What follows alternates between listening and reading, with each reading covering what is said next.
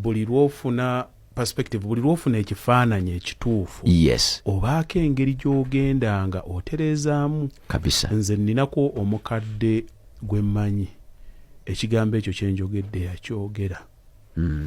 N'agamba nti kasita naye muki kasita naye musajja bwe ngenze nkula, yes, ngenze nkiraba ekintu ekyo kibeerako effects zaakyo. kabisa. Naye twogeremu nti mu nsi waliwo obutali bwenkanya, waliwo amazima ge tulaba ne tugakwekerera, kubanga ebiseera ebisinga twagala nnyo tuwulire abantu. Kana akantu njagala buli muntu ampulirize era akagoberere bulungi, nkulage obwenkanya obuli mu ffe abantu nga ensolo. Yes, Singa mbadde ku TV nga ndaba omukyala bamukwatidde mu bwenzi, bamukwata bamukuluusanya, yes, waaba bwe tuba nga tutudde wakanze n'omukyala nga tulaba munda yaffe omukyala oyo ajja kuba agamba omukyala oyo bamukubira ki?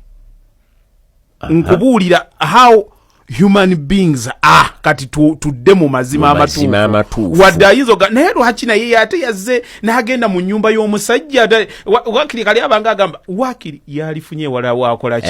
Kitegeeza kikkiriza kikolebwe. Kakati n'omusajja bwe ndabanga omukyala abalino omukyala ali alwanagana bw'akasuka obuntu bwabukuba omwami ngamba yono kati naye abadde atya. Era bwegendereze nnyo entalo z'abana abantu abadde baawukana.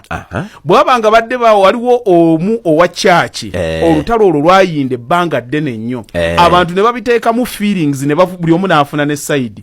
Naye singa tulina save eri private kabisa ne bagamba nti abawagira ono mwogere n'abawagira ono mukole ekimwogere, ojja kwekanga ng'abasajja bonna balina oludda lwe bakola ki lwe bagwako n'oludda eno balina lwe regardless of the facts. Kiringa olwaleero bw'onaalaba nti Israel erwana ne Palestine. Do you know how many people don't know the facts but they have sides? Olinga agamba nze mpagira Israel kubanga mu Kristo. Omusiraamu bwajja akugamba nja kuwagira Israel. Tombuulira. Yerabya n'okwera nti Abayisirayiri baju. Si Bakristaayo abali mu kulwana. Kati mulimu abantu nga bo tebatunuulira facts batambula butambuzi. Naye obutali bwenkanya oba nze mu kyange kyova olaba Mwami Newton ne bwe mba ngenda kwogera ku business ngenda nnyo ku ndowooza zaffe ng'abantu. Okay?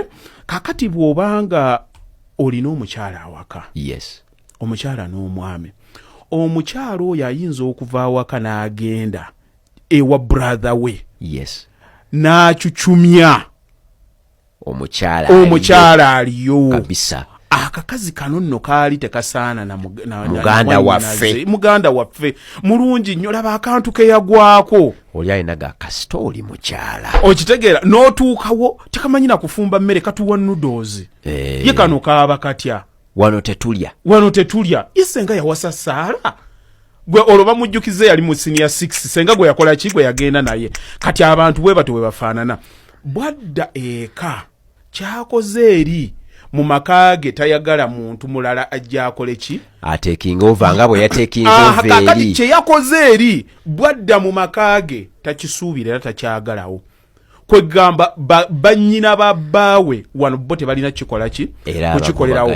Era ate bw'atawundula ebigere n'addayo n'asanga mwannyina nga alina boyfriend alina girlfriend, ayinza okugamba naye nno ggwe akakazi tekakumanyeeka onaaba otya ggwe n'azibira. Naye ate bwaddeeka kati ate owuwe ye kati expectations ze ye talina kukikola ki talina kukikola era bw'akibulira ekyo n'okunoba akola ki anoberawo. Era ffe kaakati abasiraamu ova awaka n'ogamba mwannyoko nti ngenda kuwasa n'ayambala gomesi ye najja n'akuwerekerako ng'ate n'omukyala ewawaka amukola ki amumanyi. Naye gye biggwera ate ye mwennyini ewe tayagala bakikole ki tayagala bakikole.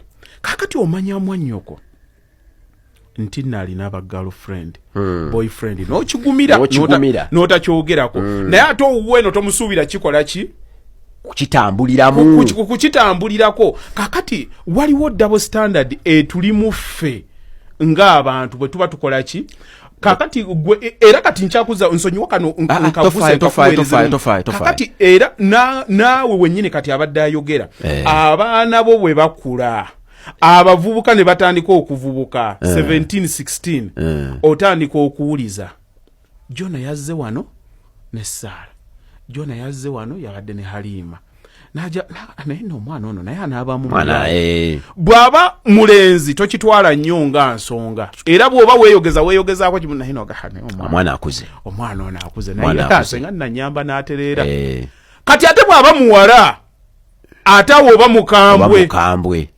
omwana wange omwana abadde kyono atatuula olaba injustice eri mu bantu era mbadde nnoonya ekigambo eky'oluzungu ekituulira ddala awo mu mateeka kye tuyita to sit on all fours ekigambo kiri solipsism.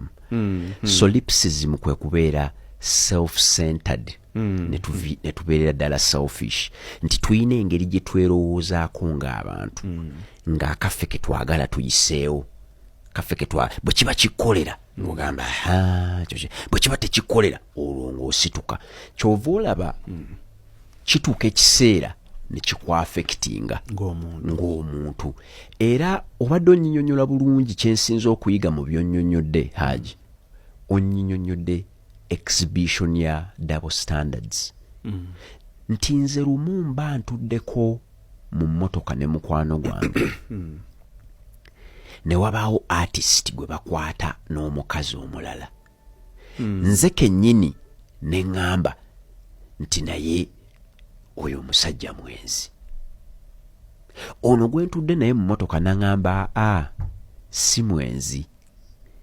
ffenna almost bwe tutyo enjawulo gye tulina nti ye ali mu kamera nti kati ebibye babitutumula ne babitusuula mu maaso otherwise senga tukutte bukwasi tooki ne tutandika kugenda nga tutunula mu maka g'abantu senga eggulu liggula ne bagaa takikolangako gira eddala tuliweereze era kyali mu Bible Uganda lika kyali mu Bible omwo owaye nga okabuuse akabuuzo kange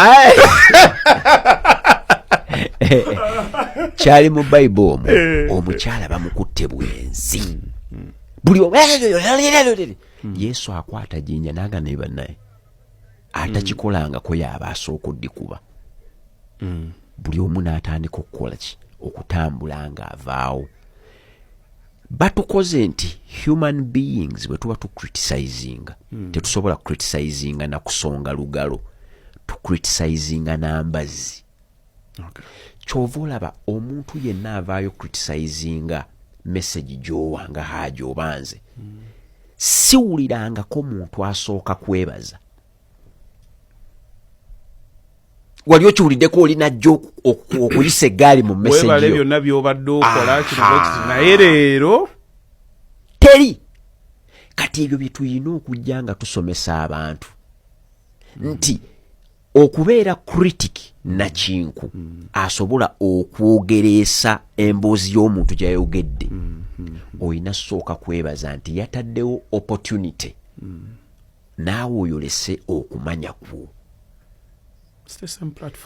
senga tayayogedde kati Haji wano yalimbye sooka weebaze Haji okuwa chance to expose okumanya kwo awe tutandikira naye let's have a discussion kuba kati ye bwe yabadde ayogera gwe teyakwogedde nako naye tomukubidde essimu toyina message gy'omuweereza kumubuuza era in fact nze Haji ekyo nkirabanga disrespect omuntu okuvaayo obuvi ku video yo oba ku video yange na attackinga bw'attackinze enamba zaffe gye ziri website gye ziri office weziri fe abatali bweru bw'aba yagala nnyo okumanya kitwabadde tutegeeza lwaki teyessaamu ka unity ka WhatsApp nakweraga awannyonnyodde naye mazima gabadde masanyalaze nagakuttemu ndowooza gankubye bukubi kiki kye wabadde otegeeza kuba mpulya sikkiriziganyiza kuba ekyo kiryoke omusajja yali mugezi nnyo Henry Ford yagamba when two people always agree in the business one of them is not necessary ate kyaki yes tugulewo branch empya nti